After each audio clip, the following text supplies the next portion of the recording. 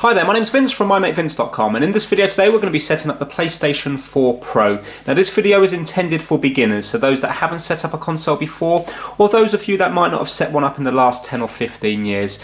So when you get your PlayStation 4 Pro, it will come with a lot of the cables already in the box. So I've just got them all out on the table here ready to go. So first of all, we need to have a look at the back of the console to see the different connections that we have. So if you look here closely, you can see that on this side here we've got the power cable, so that's where the AC power supply is going to go. Next to that we've got an HDMI cable, that's going to carry the picture and sound to the TV, it will do both of them. Next to it we have an aux port normally used for a PlayStation camera. We don't need one of these, this is only optional if you're using certain games and also things like your PlayStation VR, the virtual reality, then you have to have a camera plugged into there, but we won't be setting that up today. Next to it we have an optical connection, an SPDIF. This is where you would use a Toslink cable. This is if you were to connect it up to a separate sound system. So at the moment, by using just one HDMI cable, we're going to get picture and sound to the TV. But some people like to connect it up to a surround sound system, in which case then you can use this. Or on certain headsets, gaming headsets, they use an optical connection, in which case then you would use it there. Next to that we have a USB port. We also have two USB ports at the front on the right hand side. We will use the USB ports for various different things if you want to do an external hard drive for example, but mainly you would be using it for charging up your DualShock 4 controllers. That's these PlayStation 4 controllers here. In the PlayStation Pro you get a version 2 DualShock 4 controller as of when the video was made. Next to that we have an Ethernet port. This is where you would plug in your LAN cable if you wanted a wired connection rather than a Wi-Fi connection. At the front it's very simple. This is where we put our disc in this top section here. We have an on and off button here, and it's a physical clickable button, and we've also got a button here to eject the disc. So first of all, let's plug in these cables. So let's start with the power cable. Right, the power cable's shaped like that, and you can only plug it in one way, so you can't get it in upside down or the wrong way. You just have to make sure that it's fully pushed in. So make sure it goes all the way in. Now we're going to plug in our HDMI cable. That looks like this. This is the one that gives us picture and sound to the TV. Again, it can only go in one way, so if you have a look at the shape there, make sure it's the same shape as that. So what happens is the wide bit is going on top, so it's going to go in that way round. And lastly, you don't have to do this because it will work on Wi-Fi, but you will have a much better connection if you just use an Ethernet cable. So this is where you will plug in your Ethernet cable, also known as a LAN cable, your local area network cable. Now you don't get one of these in the pack, but you can get them very cheaply from eBay and Amazon, or you might already have them from when your service provider gave you the initial pack when you connected to the internet to begin with. So basically, that's what they look like here. They've got 8 gold pins on them. And what this allows you to do is it allows you to have a wired connection rather than a wireless connection. And a wired connection will always be much better than a wireless connection. So it doesn't matter whether you get Cat5e, Cat6 or Cat7, because even the cheapest Cat5e will still allow 1000 megabits per second, which is going to be more than your service provider is currently giving you, depending on the country you're watching this.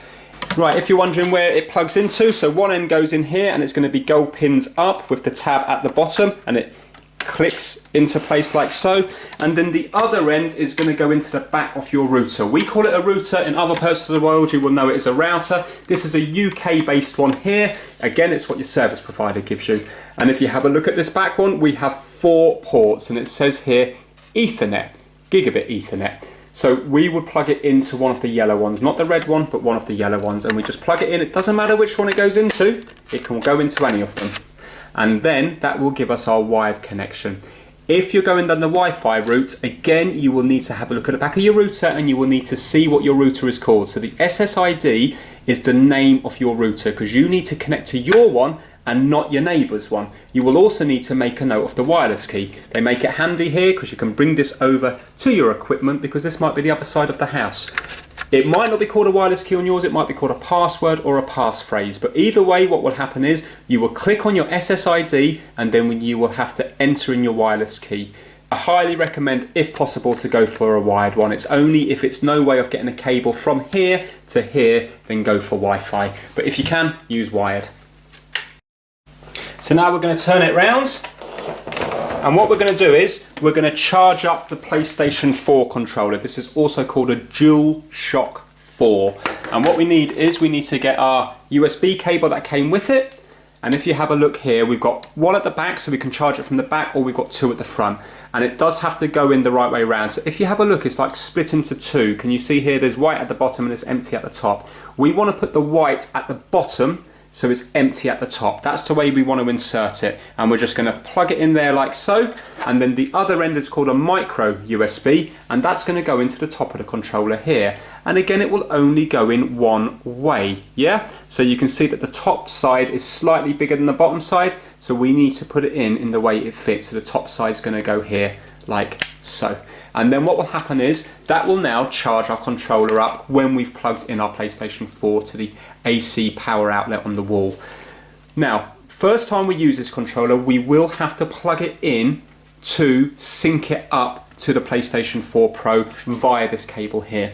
Also, if you were to bring this to a friend's house, you're then going to have to plug this into his PlayStation to get it sync up to his PlayStation. So not only does this lead charge it, it also allows it to sync up. Because remember, it's wireless, so it needs to sync up or pair with the console that you're playing it with. So the first time you use it, you will have to plug it in here like so. Now, it doesn't matter which USB port you use, when you plug it in for the first time and it's synced up, that will forever be synced up with this one now until we sync it up with something else. So for example, your mobile phone or your friend's console.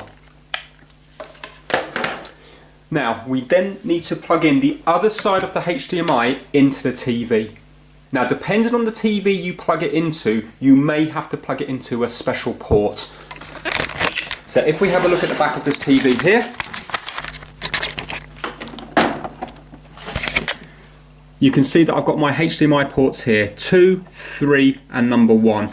Now this is a Samsung TV, but it is one of the cheaper Samsung TVs. This is basically a 4K TV, so it's only allowed HDR on HDMI 1. It will not allow it in HDMI 2 or HDMI 3. So remember, with the PlayStation 4 Pro, and for that matter, any PlayStation 4, they allow HDR, which is high dynamic range, which basically means it's more colourful. There's more colours for you to look at. So the whites are whiter and the blacks are blacker. So if you were to look up at the sky, you would see more definition on the clouds. So it's well worth enabling HDR if your TV allows it. So in this instance, it will only allow it on HDMI 1. So I have to make sure that I've plugged my HDMI lead from my PlayStation into this port here. It will not allow HDR in any other ports, although it will allow 4K on all the ports, not HDR. If you've got a more expensive TV, then it will probably have them enabled on all the ports, or it may not. So you need to check that, and you also need to go into the settings of the TV as well to make sure that it is enabled. So let me show you that now.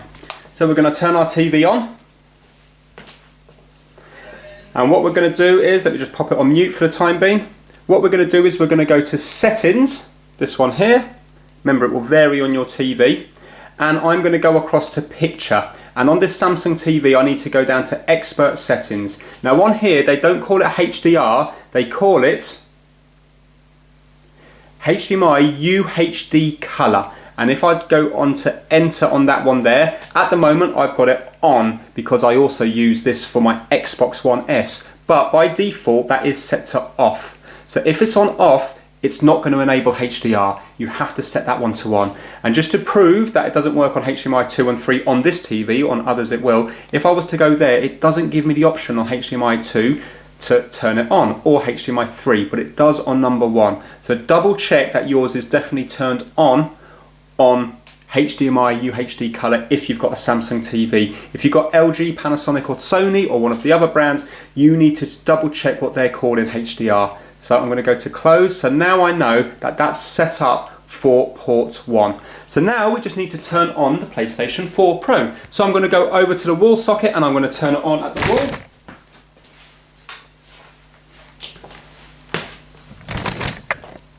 And now we need to turn on the PlayStation 4 Pro itself. So if you have a very close look here, you can see that there's a little on and off symbol here. This button here I'm just going to tap, and now you can see a nice blue lights come on, and that's going to start to boot itself up. Now on your TV it's not going to auto switch to it, so we now have to put it onto the correct source. So on this TV I need to go to source, and I need to go to, I've called it Games Console. You'll need to go to HDMI 1 or whatever you port you've plugged it into. So I'm going to go to Games Console now, and now it's going to bring up the PlayStation menu. This is another TV in the house here, and on this one it's called Input. So it's often known as Source or Input, but it's the button that you need to press to enable you to select through the different inputs on the TV. Right, and now I've got my PlayStation here, and you can see at the moment it's charging. So when this is charging, it will have a nice amber light going on and off indicating it's charging. When you set up your PlayStation 4 Pro, when you press the PlayStation button, this will become player 1, and then you will see now that it will go to blue.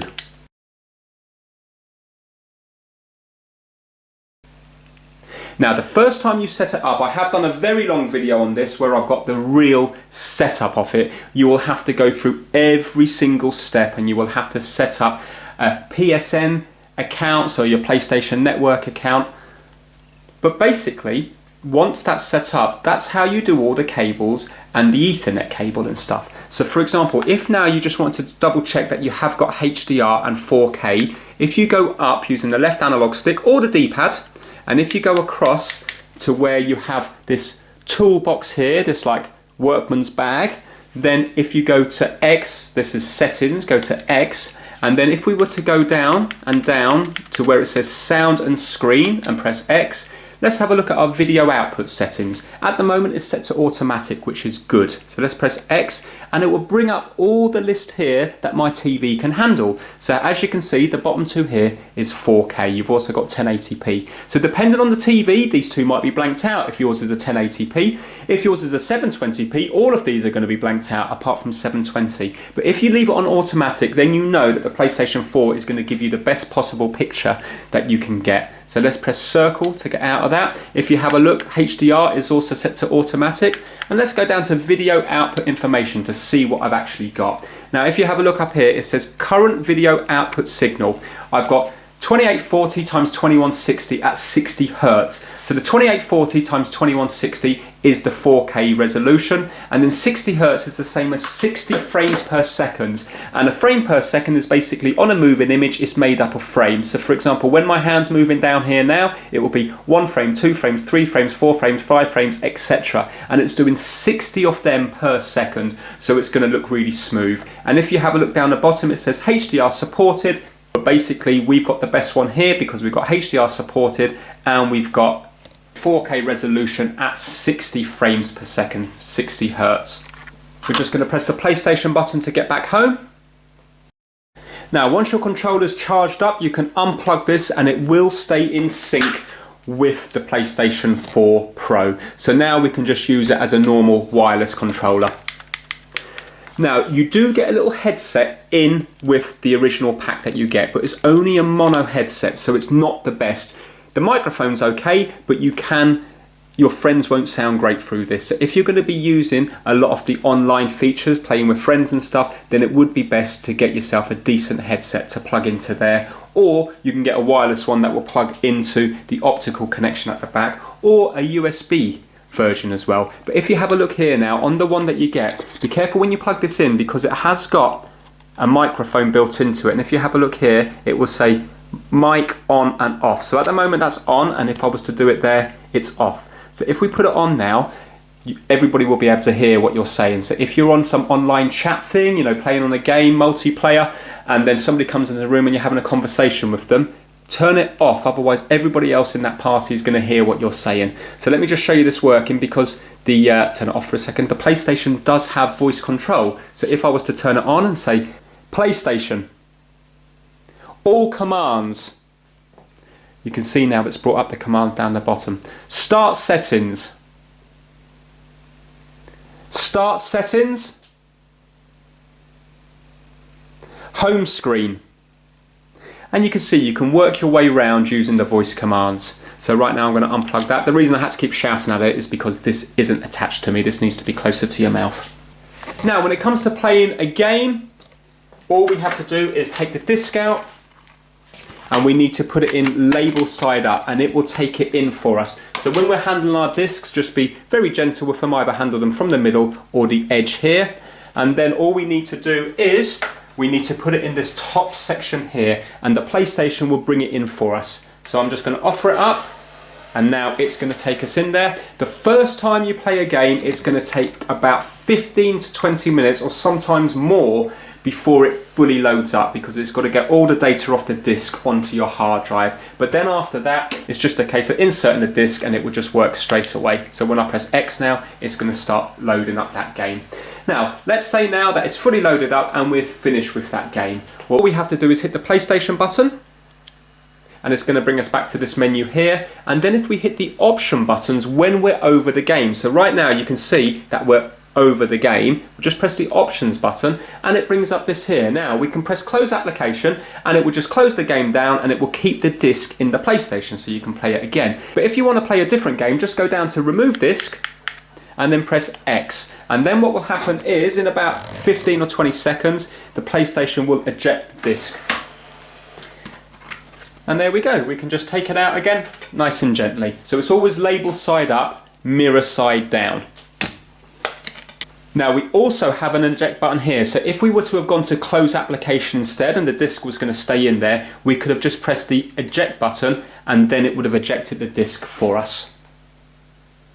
And when we come to turn off our PlayStation, we can either put it in rest mode or turn it off completely. If you put it in rest mode, then depending on the settings you've done, you will still be able to charge up your controller and you will still be able to get updates and stuff when it's in rest mode. But let's say now if you wanted to move the PlayStation to a different room or bring it to a different house, then you would need to close it down completely. Also, if you're ever having problems with it, close it down completely and then boot it up again, and hopefully that will often solve a lot of problems. So to turn it off, again we just need to hold down the PlayStation button and it's going to bring up the quick menu here. And then if I was to go down to power, I can go over and I can go into rest mode where it will still do the functions like charging this, or I can go to turn off PS4 and that will turn it off completely, and that will allow me to unplug it from the actual wall itself. So if you're moving this to a different room, this is what you would want to be doing. So let's turn off the PS4. And what will happen is now, it says here, do not unplug the AC power cord when the power indicator on the PS4 is lit or flashing. So if you have a look now, if you look closer, you can see that it's still flashing there. So right now we can't turn it off until that fully goes out. So it's still going. There we go. And now it's completely turned off. So we would be safe now to unplug it from the AC outlet, and we would be safe to move it to a new location. Also, when you unplug it completely, it's not using up any electricity. When you leave it in standby mode, in rest mode, it's still using a small amount of electricity. But when it's off like this, you can unplug it, it's not using any electricity. Now, when it comes to the games, you've got to be careful, because on some games you do have to have PlayStation Plus to be able to play them. So if you look at Overwatch here, it says in small writing down the bottom, internet connection and PlayStation Plus required to play. So what PlayStation Plus is, it's a subscription service that you have to pay to PlayStation to allow you to play online with other players worldwide. So when you play against people in other countries, for example. Now, it costs between £40 and £50 normally for an annual subscription, but with that you will normally get a couple of games free each month, and if you've got a PlayStation Vita you'll get a couple of games free for that as well. So a lot of people think it really is worth it. Basically, one of the main fun about gaming consoles is the online playability, so it is actually worth the extra expense to play it. But just bear in mind, if you're buying this for a present for someone, then if you were to get this game, then they're not going to be able to play it until you pay that additional subscription.